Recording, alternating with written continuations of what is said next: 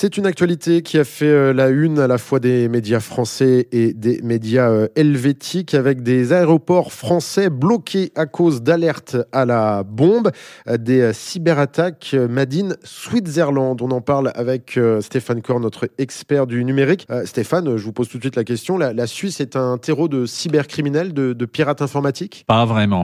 Alors la Suisse s'est engagée dans des collaborations au niveau international, dont la signataire de la Convention de Budapest en matière de lutte contre la cybercriminalité. Il n'y a aucun problème à collaborer avec d'autres polices. Après, au moment où on en parle, la France n'avait pas fait de demande, semble-t-il, d'entraide judiciaire au sens propre. Maintenant, il peut y avoir eu des demandes faites en parallèle à travers des services. Néanmoins, que les attaques ont été lancées d'une adresse email supposée être en Suisse, d'après ce que annoncent les autorités françaises, ça ne veut pas dire grand-chose. C'est-à-dire qu'au niveau technique, oui, on peut être en Suisse, au niveau technique, avec cet email, sans être en Suisse physiquement.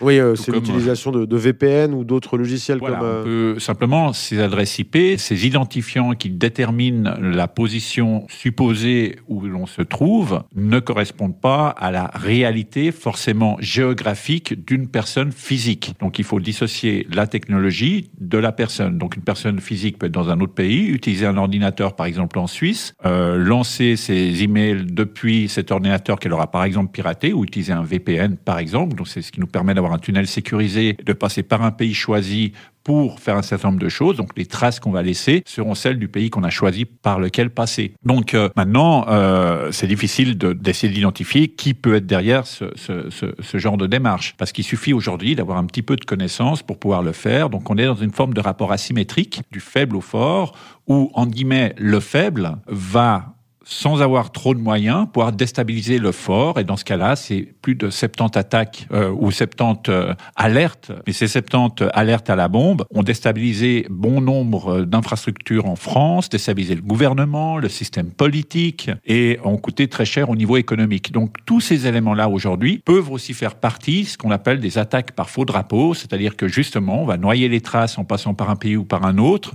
pour créer de l'incertitude, de l'anxiété, ne pas avoir les réponses tout de suite sur l'origine et qui est derrière ces attaques pour déstabiliser une institution, un système politique, un pays, altérer la confiance des citoyens dans leur gouvernement, tout un ensemble de choses comme ça.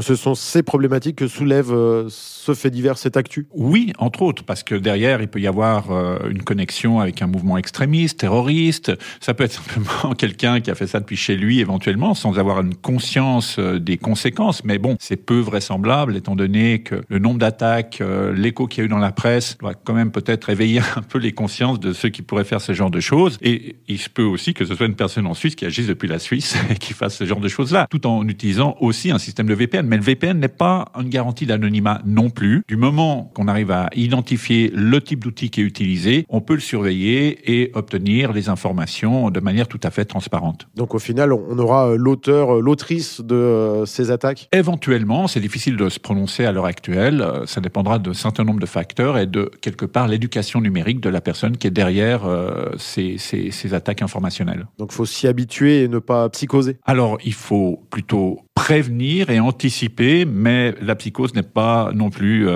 une bonne réaction. Merci Stéphane. Merci.